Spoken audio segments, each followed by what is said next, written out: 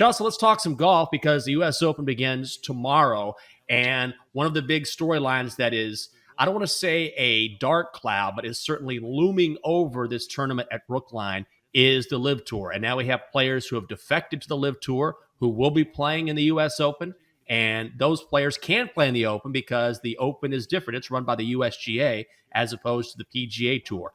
But more and more golfers are continuing to be vocal about those players who have defected. But probably the most eloquent explanation was yesterday when Jon Rahm got up to the mic being interviewed, and he explained sort of the mindset of himself and other golfers on the PGA Tour and why they're not happy with the golfers who are playing on the LIV Tour. I think this is the first time that we have heard someone speak honestly and openly and actually give some credence to the people playing on the LIV Tour, because you've heard some of these PGA Tour golfers talk about people on the LIV Tour selling their souls and just putting it so bluntly and saying, how could you even justify this?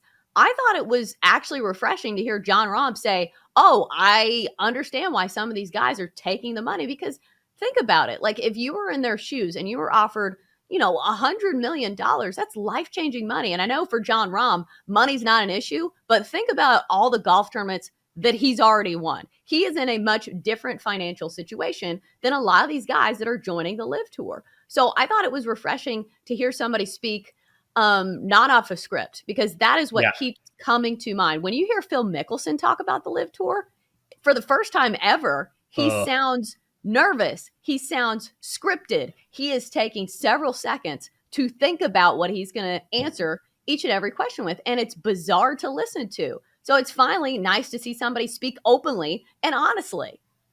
Phil Mickelson, when he opens his mouth talking about the LIV Tour, he sounds like a guy who realizes he's made a tremendous mistake. Because he sounds like he's in court.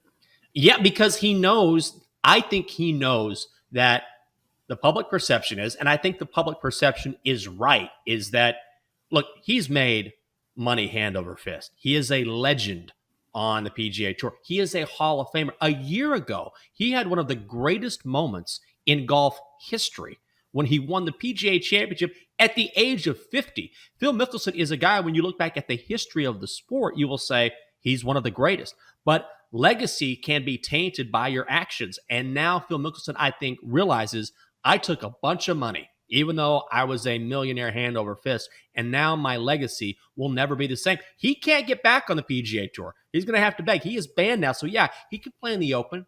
He can play in the Masters, but he can't play on the PGA Tour. And when you hear Jon Rahm talk about the history, when you hear him talk about, hey, I did something that only me and Tiger have done. I did something at this tournament that Arnold Palmer is the creator of. That has value. It has value because you can measure yourself against the greats. You're not going to play on the LIV Tour and say, oh my God, that one time I beat Lee Westwood and Charles Schwartzel in a playoff in a meaningless tournament. Yeah, I made millions of dollars, but it's meaningless. And I think he sort of added the value. Put money aside for a second. He highlighted the value and the legacy and what it means to play on a tour where you can measure yourself against the greatest who have ever played the game. You can't do that on the LIV Tour. You can still play in majors. And those are, I think, the legacy defining tournaments. Like, I don't think anybody's measuring their legacy by the RBC Canadian Open.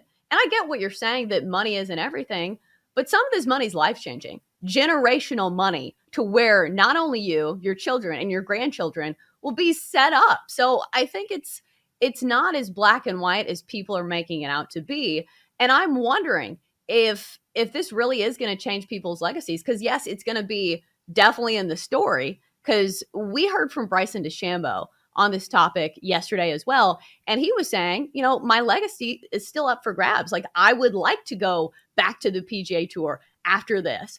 And I think the thing about Phil is he has not handled this press very well. He has said some things that I think those are the things that tainted his legacy. Not necessarily going to the LIV Tour, but the way he has handled this and the things he has said and the missteps he has taken in handling all this publicity. I think there are other golfers on the LIV Tour that their legacy isn't tainted, for me at least. Well, some golfers, no. If you're a young kid like Taylor Gooch, for example, then okay, fine. But also, you're never going to have that opportunity. Yeah, I'm not talking about the RBC Canadian Open, but you can't play in all of the majors. You're not going to rack up wins on tour. Like, for example, Roy McIlroy won his 21st tournament on the PGA Tour when he won the RBC Canadian Open. He said that's one more than Greg Norman, who won 20. So if you win anything on the LIV Tour, we're not just talking about majors when you're talking about legacy. You're talking about measuring yourself against the best of the best week in and week out,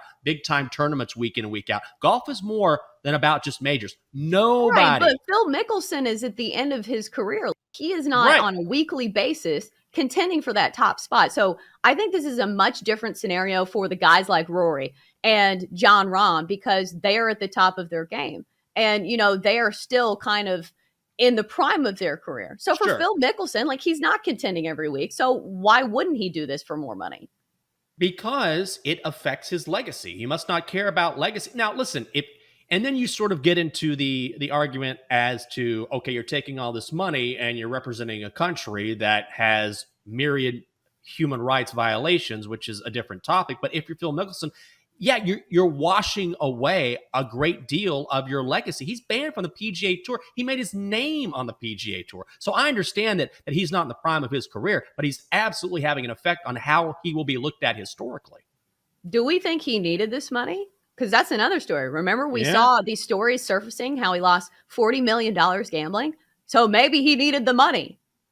No, I mean, it's absolutely something that is plausible and wouldn't shock me. We've heard those stories. We were going to listen to Roy McIlroy, but we got into this intense debate here. And I will say this, Roy essentially said the same thing John Rahm did, which is he respects those guys. He respects Phil, but he disagrees with the decision. And we're seeing more and more these PGA Tour golfers come out and be more vocal about it.